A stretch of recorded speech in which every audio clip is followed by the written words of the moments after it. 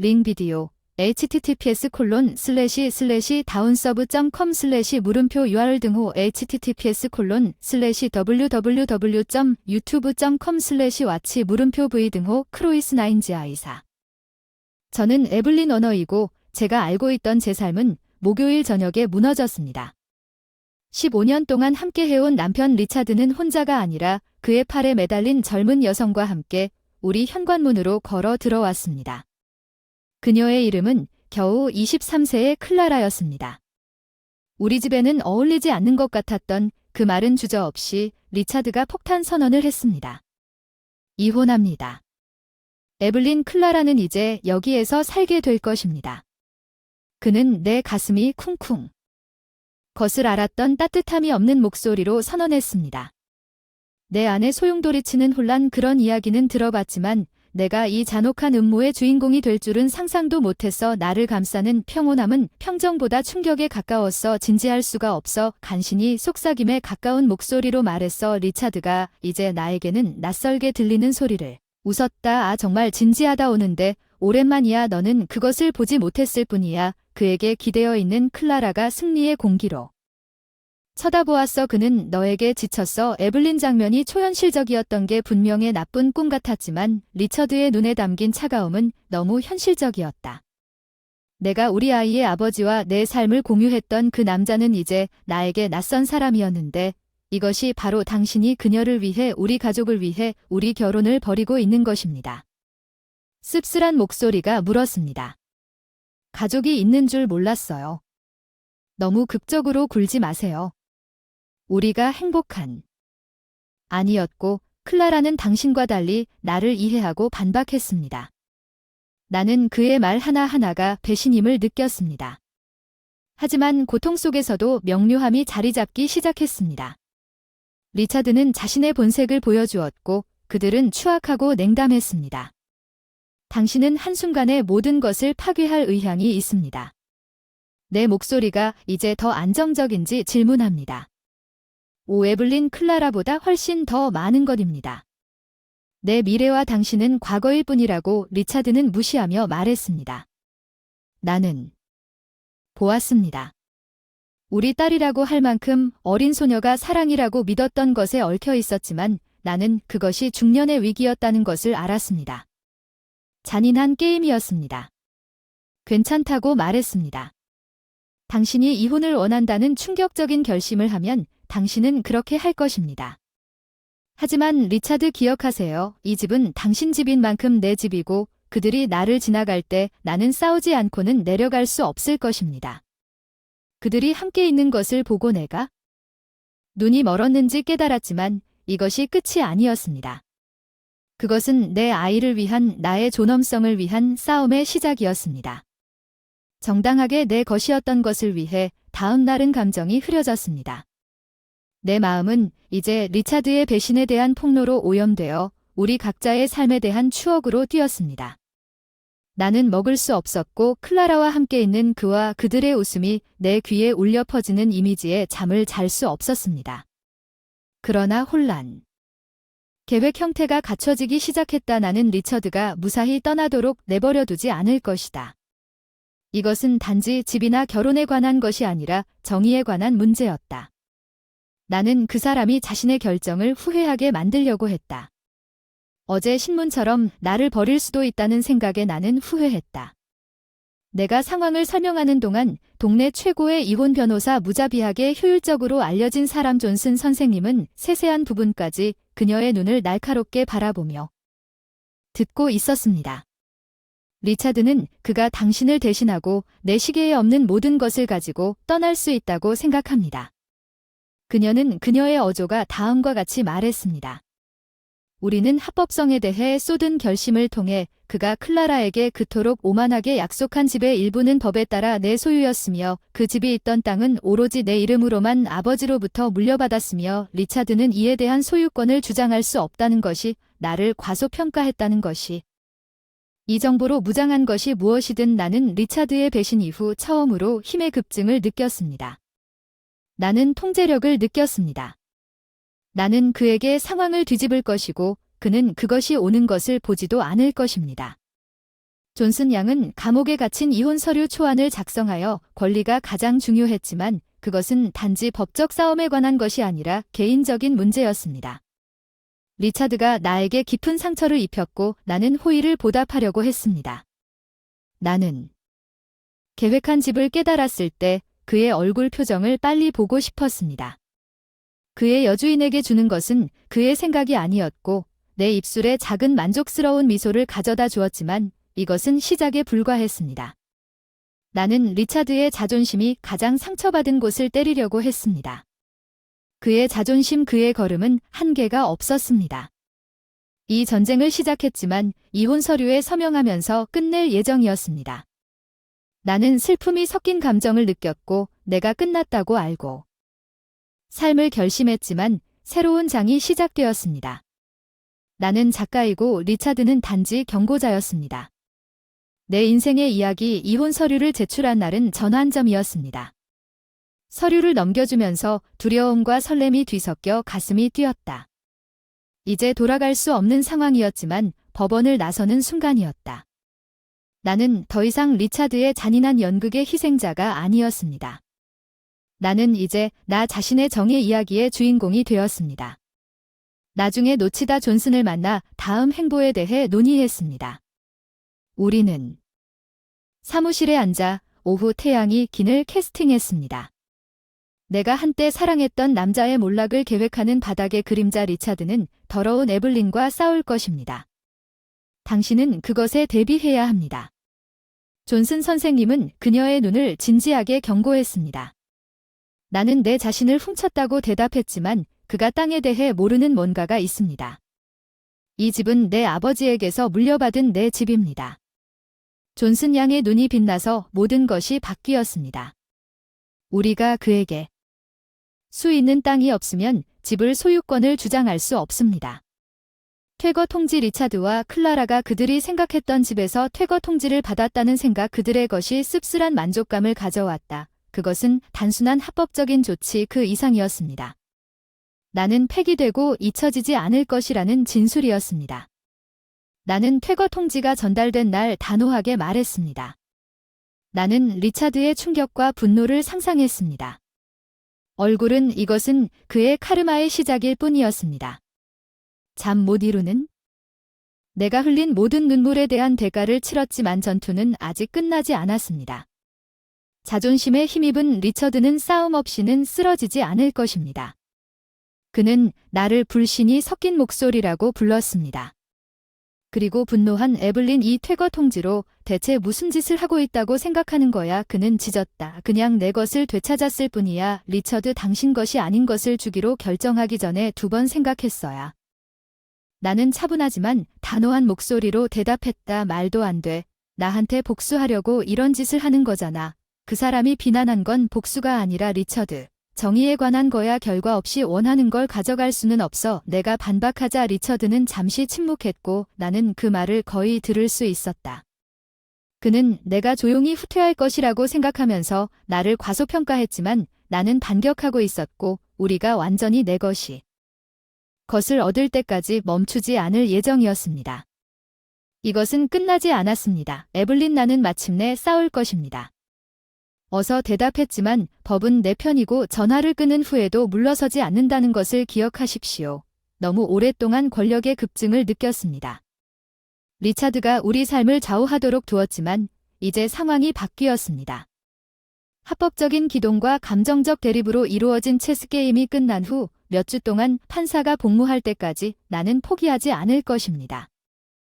상황을 자신에게 유리하게 바꾸려는 일련의 필사적인 시도로 시작된 퇴거 통지에 허를 찔렸지만 각 움직임마다 그는 얽힐 뿐이었습니다. 어느 날 저녁 내가 거실에 앉아있을 때 전화가 울렸고 발신자 아이디가 번쩍이며 리차드의 이름이 떠올랐고 나는 그의 애원과 분노의 또 다른 라운드에 대비했습니다. 에블린 당신은 나에게 이런 짓을 할 수 없습니다. 리차드의 목소리는 좌절감으로 물들어 나왔습니다. 우리는 더 이상 우리가 없습니다. 내가 목소리를 꾸준하게 대답했다고 확신했습니다. 이것은 미친 짓입니다. 당신은 사소한 복수 때문에 나를 노숙자로 내버려 두게 될 것입니다.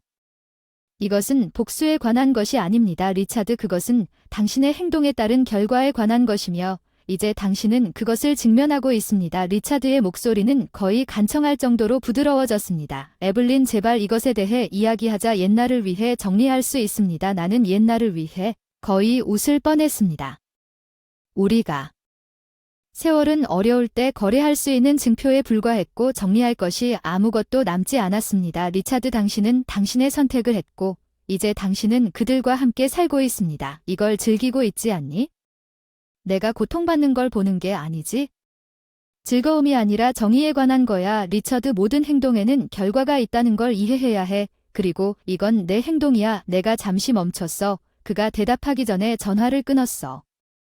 심장이 뛰었지만 뭔가 느낌이 왔어. 나는 리차드가 우리 삶의 조건을 지시하도록 두었지만 이제 균형이 바뀌었습니다. 나는 더 이상 그가 다음날 쉽게 버릴 수 있다고 생각했던 수동적인 아내가 아니었고 그의 상황의 현실은 새벽에게 보였습니다. 리차드에 대한 그의 전화 빈도는 점점 줄어들었고 그의 목소리는 한때 우리 관계의 모든 권력을 쥐고 있던 남자가 이제 그가 만든 폐허에서 그가 할 있는 작은 것을 구하기 위해 안간힘을 쓰고 있으며 이 드라마의 배경에 있는 클라라의 존재는 이 모든 것에 대해 촉매를 끊임없이 상기시켜 주었지만 리차드의 이야기에서 그녀의 역할이 끝나고 있다는 것을 알았습니다. 그녀는 그의 게임에서 또 다른 폰일 뿐이며 곧 그녀도 그것을 깨닫게 될 것입니다. 나는 밤에 깨어 누워 있었습니다. 집의 침묵은 극명한 대조를 이룹니다. 혼란스러운 생각 속에서도 더 명확해지는 느낌이 들었습니다. 나는 나뿐만 아니라 우리 아이를 위해 옳은 일을 하고 있었습니다. 이 의지의 싸움에서 나는 단지 내 권리를 위해 싸우는 것이 아니라 우리의 권리를 위해 싸우고 있었습니다. 미래의 법적 싸움이 격화되면서 리차드의 통제력이 그가 선물하려고 했던 집에 균열이 생기기 시작했고 클라라는 그의 손가락 사이로 빠져나가고 있었습니다. 그리고 그가 상상한 미래와 함께 날 오후 내가 노치다의 문서를 검토하면서 그의 절망이 더욱 분명해졌습니다. 존슨, 내 전화기에 리차드가 보낸 메시지가 윙윙거렸다. 그것은 내 더 나은 판단에 반대하는 회의에 대한 초대이거나 오히려 간청이었다. 나는 이제 그의 아내로서가 아니라 그의 몰락의 설계자로서 그를 마주할 시간이라고 동의했다. 우리는 조용한 카페에서 만났다. 전쟁 중의 중립지대 리차드는 나를 보고 얼굴에 깊은 주름을 새기는 상황의 긴장을 헤가드처럼 보였습니다. 그의 안도감에서 더 어두운 표정으로 바뀌었습니다. 에블린, 와주셔서 감사합니다. 우리는 이 문제를 해결해야 합니다. 그는 목소리가 떨리기 시작했습니다. 내가 차갑게 대답했다. 그는 앞으로 몸을 기울여 내 눈을 살피며 눈을 떴다. 내가 실수했다는 건 알지만 이건 너무한 일이야. 당신이 나에게서 모든 것을 가져가는 셈이야. 모든 것 아냐. 리처드, 나는 아니야. 내 것을 되찾아라. 우리 가족을 배신하기로 결정했을 때 내가 거야. 이제 내가 내 거다. 단호하게 말했어. 리처드의 좌절감에 끓어오르는 무정에 이렇게 애원하는 내가 그 사람의 시선을 맞으면서 무정하게 전화하는 거 즐거웠어? 당신이 한 일 후에 난 무정해졌어. 이건 즐거움에 관한 것이 아니라 정의에 관한 것입니다. 당신이 원하는 대로 구걸할 수 있지만 그가 의자의 뒤로 주저앉아도 아무것도 바뀌지 않습니다. 내 행동의 심각성을 이해하려면 그래, 내 아무런 영향도 받지? 나를 버릴 수 있다고 생각했다고 말했지. 너는 틀렸어. 리차드는 자신이 처한 상황의 현실을 외면했고 마침내 그에게 새벽이 되어서 클라라에 대해 거의 나중에 생각하면서 물었다. 클라라, 그녀는 당신의 걱정은 내 것이 아니지만 그녀가 여기에 아무것도 남지 않았다는 것을 깨닫고 나면 그녀가 계속 머물지 않을 것입니다. 나는 리차드가 자네에서 무언가를 구하기 위해 최후의 노력을 다하도록 일어서면서 대답했습니다. 에블린, 제발 구세주. 리차드를 끌어내주세요. 침대를 정돈하기엔 너무 늦었어. 이제 그 카페에 누워 그 카페에서 멀어지네. 나는 해방의 파도를 느꼈습니다. 한때 그토록 속박했던 우리 결혼의 사슬이 이제 끊어졌습니다. 나는 리차드의 배신에서 자유로워져 내 삶을 다시 재건할 수 있었습니다. 우리 회의 이후 내 조건 상황을 좌우하려는 리차드의 시도는 점점 더 열광적이었으며 한때 까다롭고 오만했던 그의 전화는 이제 절망으로 엮여 있었습니다. 상황은 바뀌었고 어느 저녁 그는 천천히 자신의 실수의 규모를 받아들이게 되었습니다. 저녁 식사를 준비하고 있던 중 전화벨이 울렸는데 익숙한 벨소리가 비자발적인 한숨을 내쉬었습니다. 리차드가 다시 마음을 다잡았습니다. 나는 에블린에게 대답했습니다. 당신은 이것을 할 수 없습니다. 우리는 이것에 대해 이야기할 수 있습니다. 리차드는 당신이 모든 일을 마친 후 목소리를 다른 방식으로 갈라달라고 간청했습니다. 당신에게 탈출구가 있다고 생각했습니까? 나는 믿을 수 없다는 표정으로 네. 대답했습니다. 그것은 나에 관한 것이 아닙니다. 우리 아이에 대해 생각해 보세요. 이것은 그들에게도 영향을 미칩니다. 그는 자신의 트럼프 카드라고 생각한 것을 연주한다고 주장했습니다. 우리 아이, 같은 아이. 당신은 너무 쉽게 리차드가 아닌 클라라에이와의 계획을 무시했습니다. 이것은 정의에 관한 것입니다. 이것은 우리 아이에게 행동이 결과를 낳는다는 것을 확실히 하는 것입니다. 제가 반박했습니다. 반대편에는 잠시 멈췄다가 리차드가 항상 저를 과소평가했지만 더 이상 그렇지 않다는 암묵적인 깨달음으로 가득 차 있었습니다. 더 이상 자기가 통제하고 조작할 수 있다고 생각했던 여자가 아니잖아. 넌 후회하게 될 거야. 에블린, 내가 나를 너무 밀어붙이는구나. 리차드는 그의 목소리에 분노와 두려움이 뒤섞인 목소리라고 말했어. 후회하는 유일한 후회는 너의 진짜 모습을 더 빨리 보지 못한 거야. 너무 멀리 밀어붙이는 게 아니라 마침내 책임을 지게 되는 것뿐이야. 내가 반격을 가한 좌절감이 끌어올랐어. 넌 이겼다고 생각하지 않니? 넌 그냥 모든 걸 가져가고 나한테 아무것도 남기지 않아도 된다고 생각하는 거야. 이건 승리에 관한 게 아니야. 또는 리차드를 잃는 것은 잘못된 글을 쓰는 것입니다. 당신은 선택을 했고 이제 당신은 그 결과를 안고 살아가고 있습니다. 나는 단호하게 대답했습니다. 전화는 리차드의 패배한 침묵으로 끝났습니다. 평소의 블러스터와는 완전히 대조적으로 그는 마침내 그의 행동에 대가를 있었습니다. 다음 몇 주 동안 그의 배신에 대해 리차드의 상황의 현실은 점점 더 분명해졌습니다. 그의 재정 자원은 법적 비용과 집의 손실로 인해 줄어들었습니다. 기회주의자가 거리를 두기 시작한 리차드의 재산이 거부됨에 따라 그녀의 애정은 약해졌습니다. 최종 법원 심리는 내가 법원 밖에 서 있었을 때 이미 기정사실이었던 것에 대한 법적 도장 나는 손에 든 법령에 대해 압도적인 종결감을 느꼈습니다. 리차드의 그가 파멸의 씨앗을 뿌린 그 자신의 행동의 직접적인 결과였으며 나는 완전히 끝났습니다. 단지 그들이 성장했는지 확인하기 위해 나는 법원에서 등을 돌렸습니다. 몇 달 전보다 마음이 가벼워졌습니다. 미래는 정의되지 않았지만 나와 내 아이를 위해 정의를 위해 싸웠고 이혼과 리차드가 법원에서 퇴거당한 후 몇 달 동안 승리를 거두었다고 약속했습니다. 집은 심오한 변화를 가져왔습니다. 한때 배신의 그림자로 오염되었던 우리 집은 서서히 우리 아이를 위한 평화와 힘의 안식처로 변했습니다. 각 방은 리처드의 존재가 깨끗해졌고 그의 기억은 새롭고 즐거운 추억으로 대체되었습니다. 집을 잃고 재정적으로 어려움을 겪으면서 그는 부모님과 함께 다시 이사해야 했습니다. 마지막으로 제가 들었던 것은 클라라가 그에게 그녀의 애정을 일시적인 것으로 남겨두었다는 것입니다. 내가 정원을 가꾸는 동안 그녀는 언젠가 확보하기를 바랐던 부만큼 일시적이었습니다. 전화기가 울렸을 때 화면이 번쩍였다. 리차드의 이름이 번쩍였다. 이름이 굳게 닫혀있던 장을 상기시켜 주었다. 호기심이 최고조에 달했다. 나는 에블린에게 대답했다. 리차드다. 그의 목소리는 조용하고 거의 알아볼 수 없을 정도로 들려왔다. 리처드. 나는 무관심한 어조로 물었다. 나는 그 모든 것에 대해 사과하고 싶었다.